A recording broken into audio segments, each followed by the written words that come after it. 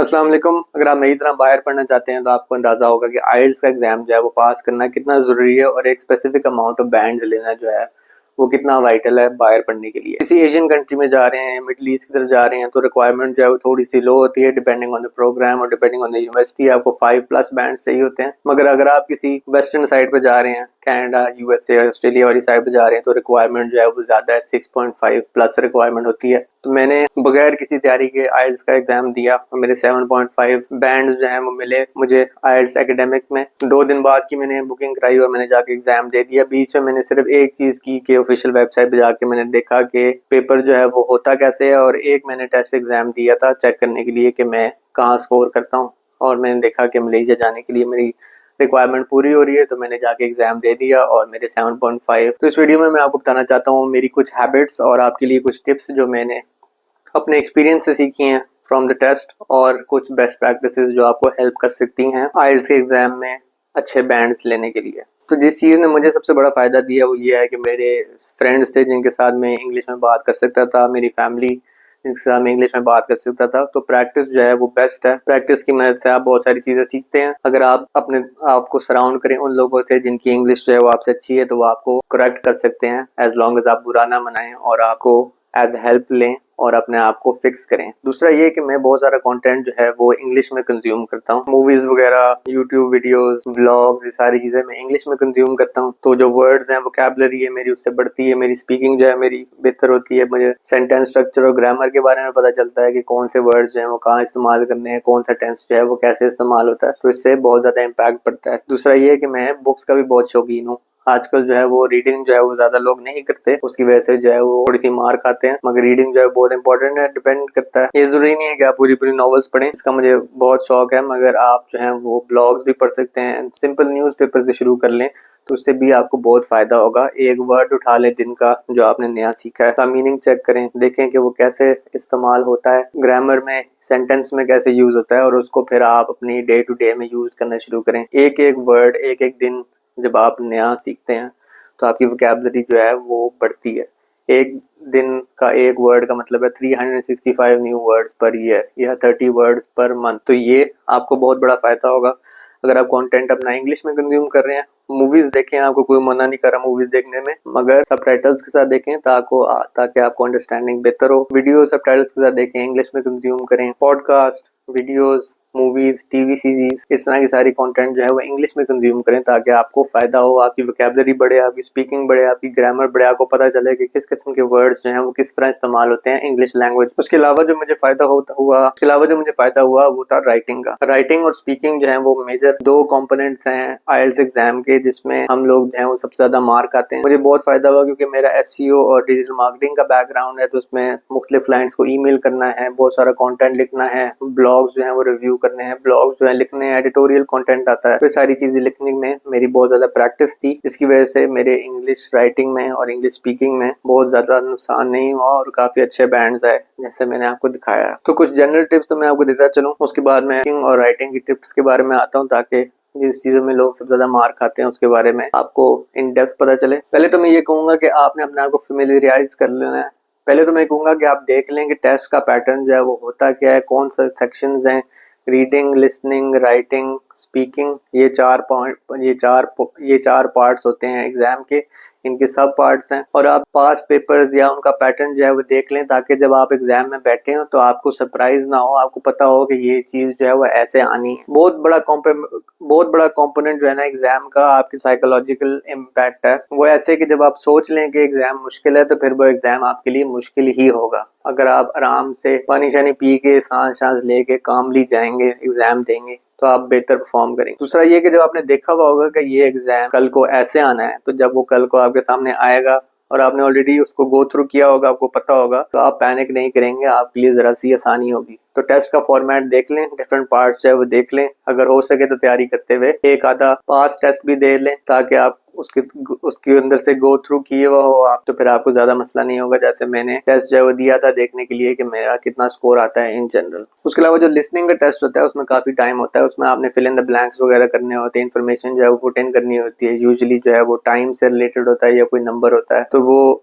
एक स्टोरी आपको सुनाई दे रही होगी हेडफोन्स के ऊपर और वो आपने साथ में जो है फिल इन द ब्लैंक्स करने होते हैं, तो उसमें काफी टाइम होता है, पॉजेज वगैरह लेता है जो स्पीकर होता है या जो वॉइस रिकॉर्डिंग होती है, और आपने फिल इन द ब्लैंक्स करने होते हैं विद द इन्फॉर्मेशन जो वहाँ पे ब्लैंक है वो आपको बता रहा होगा और आपने वो फिल इन करते रहना है। तो उसमें काफी टाइम होता है, आप आराम से रिलैक्स करें, स्टोरी सुने और वो साथ साथ फिल करते रहें, तो आपके नंबर अच्छे आ जाएंगे। जैसे मेरे परफेक्ट स्कोर है लिसनिंग में 9 आउट ऑफ 9 बैंड्स, इससे ज्यादा जो है वो नहीं आते। ये इसीलिए क्योंकि मैं कूल एंड काम था, मैंने आराम से स्टोरी सुनी और मैं साथ साथ फिल करता रहा। अगर आप जो है वेट करते रहेंगे कि मैं पूरी सुन लूं उसके बाद फिल करूं, तो ऐसे नहीं पॉसिबल। आपने साथ साथ फिल करना है वरना आप भूल जाएंगे एक्यूरेटली, तभी आप कर सकते हैं अगर आप साथ साथ स्टोरी सुन रहे हैं और साथ साथ आप fill in the blanks fill कर रहे हैं। जो लिसनिंग का सेक्शन होता है उसमें 40 क्वेश्चंस होते हैं और उसमें 30 मिनट्स का आपके पास टाइम होता है, जिसमें आपने वो क्वेश्चंस जो है वो फिल करने होते हैं। आपको स्टोरी सुनाई जा रही होती है और आपने जो है वो क्वेश्चंस जो है वो सॉल्व करने होते हैं। Usually fill in the blanks type होता है या कोई टेबल होता है जिसमें आधी इन्फॉर्मेशन लिखी होगी आधी मिसिंग होगी, आपने मिसिंग इन्फॉर्मेशन जो है वो पूरी करनी है। एक एग्जांपल तो मैं देता चलूं, तो मुझे एक टिकट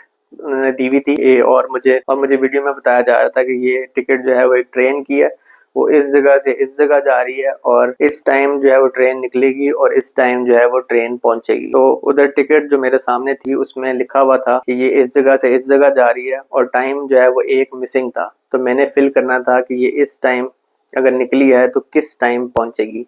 जिस टाइम उसने पहुंचना था वो मिसिंग थी फॉर एग्जांपल, तो वो टाइम मैंने लिखना था। ये एक सिंपल सी एग्जांपल है कि लिसनिंग का जो क्वेश्चंस हैं वो किस तरह के होते हैं। जो रीडिंग का सेक्शन है वो भी थोड़ा सा आसान होता है एज कम्पेयर टू स्पीकिंग और राइटिंग, जो ज्यादा प्रॉब्लमेटिक होते हैं। रीडिंग में 40 क्वेश्चंस होते हैं और 60 मिनट्स का आपके पास टाइम होता है।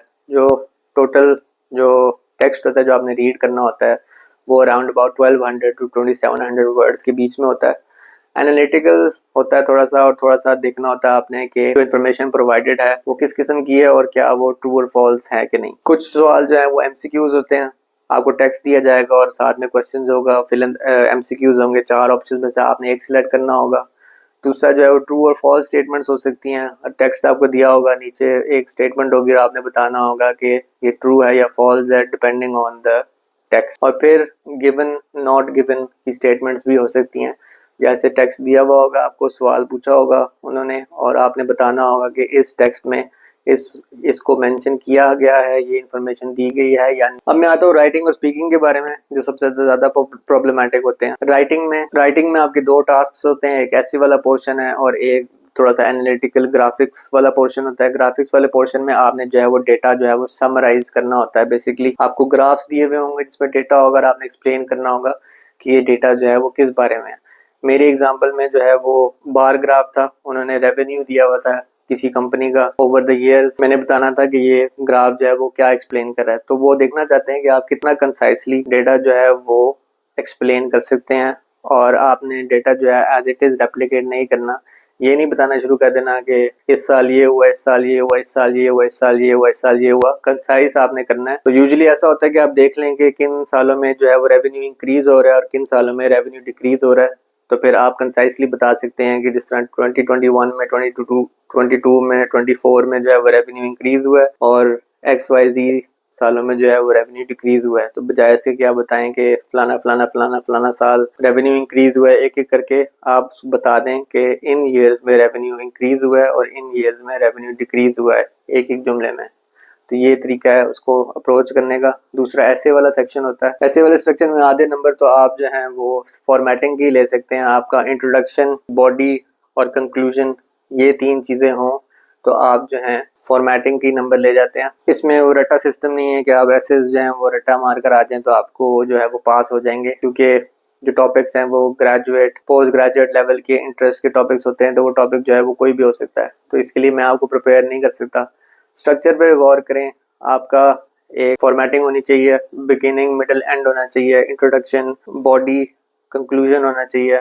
ये राइटिंग प्रिंसिपल्स जो हैं वो आप गूगल कर सकते हैं और आप वीडियोस देख सकते हैं ये देखने के लिए कि राइटिंग प्रिंसिपल्स क्या होते हैं और अच्छा ऐसे जो है वो आप कैसे लिखते हैं। मगर ये इतना मुश्किल नहीं है जितना मोस्ट लोगों को लगता है। अगर आपकी ग्रामर जो है वो अच्छी होगी, आप सेंटेंसेस जो है वो सही फॉर्म कर सकते हैं। कोशिश करें कि ज़्यादा मुश्किल वर्ड्स जो हैं वो आप इस्तेमाल ना करें।